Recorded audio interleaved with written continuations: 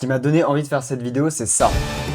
En fait, je sais pas si vous savez, mais Beyond the Spider-Verse est peut-être le film que j'attends le plus de ma vie. Faut savoir que, bon, alors c'est pas mon film préféré, c'est Dragon, il y a Dragon devant, Dragon dans mon cœur, mais il y a juste après Across the Spider-Verse et Into the Spider-Verse qu'au début j'ai regardé random et puis je me suis dit, plus le temps est passé, mais c'est quand même vachement banger. Et moi je m'attendais à voir la suite en 2024, comme 99% des gens au final.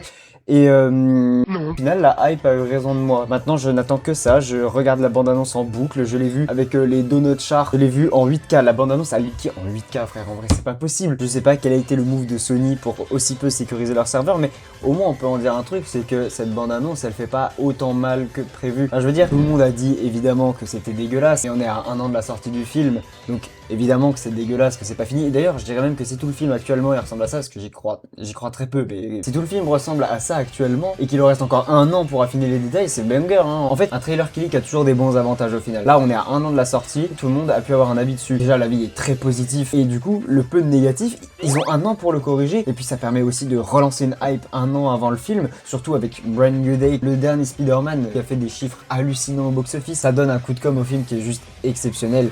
Donc, ça peut que les servir. Moi, je pleure frère, j'attends ce trailer avec impatience. Bref, aujourd'hui qu'est-ce qu'on va faire? On va parler de cinéma, on va parler d'actu, on va parler de tout. On est sur le Reddit Movies tout court. Non, c'est vrai que ça manque un peu en ce moment les Reddits, ben, c'est un peu la graine du YouTube français en tout cas je trouve. Et c'est vrai que Lopok a arrêté les Reddit Nintendo, Sneeze a arrêté les Reddit Pokémon, Squeezie il a arrêté les Reddit tout. Donc bah je pense que je vais devoir les remplacer, puis on va aller se faire des vidéos un peu Reddit comme ça. Là, jackpot de Spider-Man, Tom Holland empochera plus de 100 millions de dollars pour Spider-Man Brand New Day, c'est indécent. Ce film a fait littéralement 2 milliards d'entrées. Non, il a pas fait 2 milliards d'entrées, il a fait 2 milliards au box-office, ce qui est énormissime, c'est un record qui a rarement été atteint au box-office en vrai. Putain, ils ont fait ça alors que, en vrai, alors le film est cool, hein, je dis pas le contraire. Mais enfin, il a rien d'exceptionnel non plus. Après, c'est vrai que Marvel a tellement chié dans l'alcool. Enfin, je sais pas s'ils ont chié dans l'alcool parce que j'ai très peu regardé les derniers Marvel, mais dernièrement, ils ont tellement pas su convaincre que le grand public qu'à chaque fois qu'il y a un Spider-Man qui revient, forcément ça marche. Et je pense que Beyond the Spider-Verse, il va faire un score d'enculé. Mais ouais, putain, 2 milliards, il y a eu quoi? Il y a eu l'Odyssée aussi, l'Odyssée qui a fait 1 milliard. Enfin, c'est 2 fois moins que Spider-Man en vrai. Ça me surprend quand même parce que Spider-Man, j'ai pas vu l'Odyssée encore. Je vais aller le voir à Montpellier en IMAX, mon trou de balle. Là, j'ai un petit loge donc je vais pouvoir avoir cette chance. Finalement, et puis je pense que je le ferai qu'une fois parce que ça vaut des ronds quand même. Mais bah, en vrai, un film comme l'Odyssée où tu sais, c'est un Nolan, t'en as un tous les 5 ans et tout, je vois pas comment ça peut faire 2 fois moins que Spider-Man. Je viens de dire cette phrase et du coup, si je vois totalement en vrai. L'Odyssée c'est tellement grand, c'est un peu c'est gigantesque et tout, qu'à côté t'as Spider-Man qui va aller se taper contre. J'ai spoil, pardon. Mais bon, tant mieux, hein, tant mieux pour le cinéma, ça peut lui faire du bien, ça fait revenir des gens en salle et peut-être que Pathé pourra diminuer le prix de ses places. Le film BNR de T. West avec Johnny Depp a obtenu un score surprenant de 80 lors des projections tests. Notre studio suive de près la situation de Depp. Disney souhaite donner son feu vert à un nouveau Pirate des Caraïbes avec Depp si possible. Ah, en vrai, pourquoi pas? Alors après, je sais qu'il a eu une affaire un peu chiante Depp. C'est vrai que je me renseigne parce que je me suis pas plus renseigné que ça sur Johnny Depp, mais le revoir dans un film, en vrai, ça ferait plaisir quand même. Putain, puis un nouveau Pirate des Caraïbes, une des sagas les plus mythiques du cinéma. En plus, vous chiez tous sur le 4 et le 5 alors qu'en vrai, comparé à des blockbusters qui sortent aujourd'hui, ils sont vraiment très bien. Alors ok, ils ont des problèmes d'écriture et de machin, mais enfin visuellement. Je revois le 5, le 4 je l'ai revu il y a pas longtemps, le 4 il est très bien, hein. C'est pas un grand film non plus tu vois, mais c'est quand même assez ok quoi. Putain, c'est vrai qu'en ce moment on est vraiment bombardé de trailers. Là il y a le premier look de Will Wheaton, je vais le regarder avec vous parce que je ne le connais pas en fait, je ne l'ai juste pas vu. Bon, la pub pour machin, casse-toi. Alors voyons voir ce que ça donne, je sais premier degré, pas, j'ai jamais vu. Putain mec, c'est vraiment magnifique. Oh là là, Laika, j'étais tombé amoureux avec Paranorman. Paranorman, c'était vraiment... faudrait que je le revoie parce que ça fait très longtemps que je l'ai pas vu. Faudrait que je vois Coraline et Willwood. Putain, je pense que Day One, je suis en salle. Hein. Film d'animation, je crois que je suis un peu fan en fait. J'en ai pas vu 36 000, mais j'adore ça. Il y a aussi L'île oubliée là qui va sortir et qui me donne vraiment envie. C'est vrai, c'est trop beau, putain, le film est vraiment magnifique. Ah, blablabla, il y a quoi d'autre? Étrange. Non, je vais arrêter le trailer, je veux pas me spoil. On a aussi eu beaucoup d'annonces concernant Disney avec la D23. Il y a la fameuse bande-annonce de Doomsday aussi qui a été passée, qui est...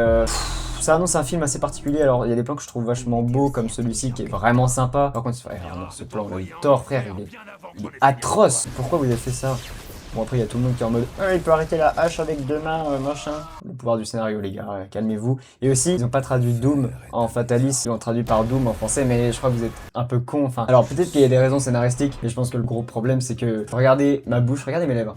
Doom. Fatalis. La synchro labiale va juste pas marcher en fait. C'est pour ça qu'ils l'ont mis en Doom, je pense. On va revenir un peu sur la D23. Y a pas un récapitulatif de toutes les infos. Alors, les Indestructibles 3. En fait, le problème avec Disney, c'est qu'il y a un truc qui me casse les couilles, c'est qu'ils arrêtent pas de produire des suites et des live action. Vous allez me dire, oui, mais en fait, Disney, je sais pas si tu regardes, mais ils tiennent leur nombre de projets originaux. Ils en font plus qu'avant. Ce qui est pas faux. Avant, ils faisaient vraiment très peu de projets originaux. Mais le truc, c'est que, en fait, ils font tellement de films maintenant. Le problème, c'est que les suites, ça commence à me casser les couilles. Ça devient toujours la même chose. Les Indestructibles 3, j'adore les Indestructibles.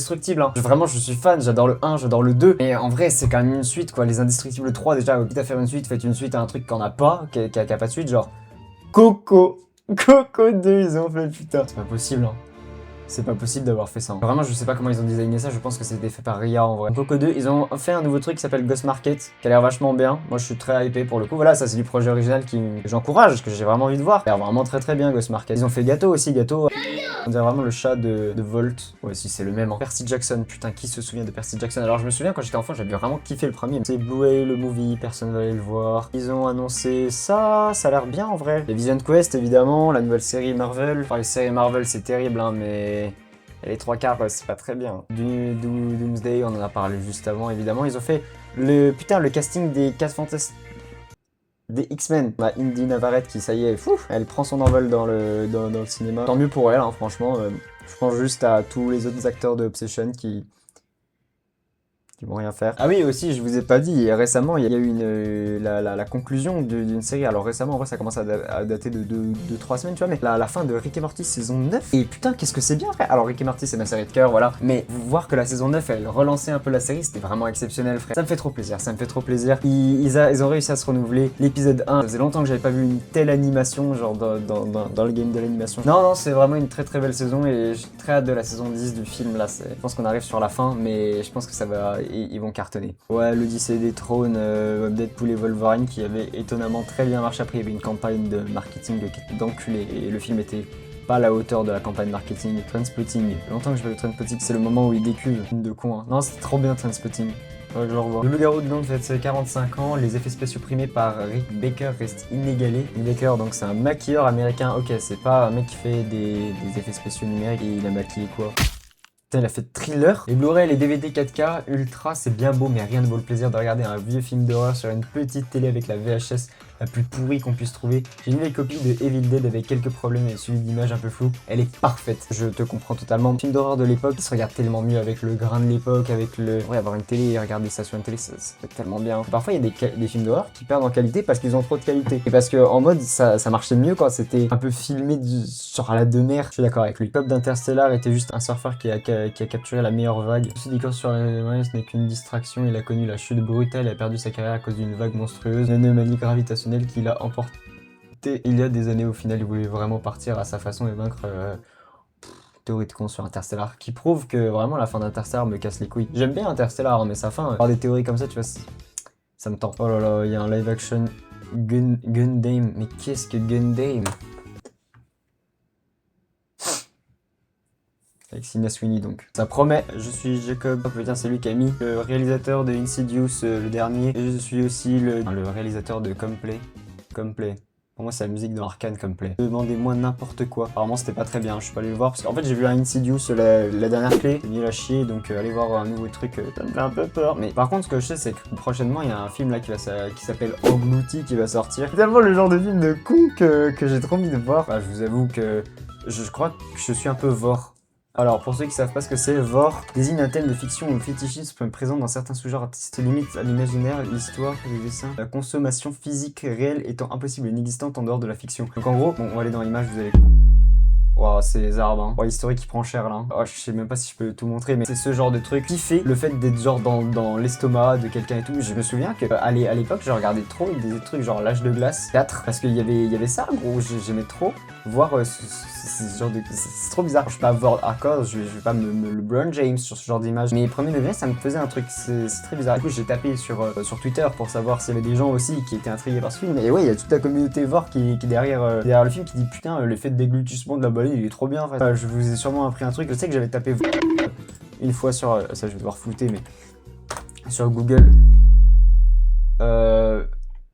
Après, que dire de plus finalement? Pas grand chose, je pense. Je pense qu'on a bien scroll, j'ai bien parlé en vrai. On y reviendra, c'est intéressant tout ce qu'il y a sur ce petit Reddit. Ça promet quand même cette fin d'année en termes de film. Hein.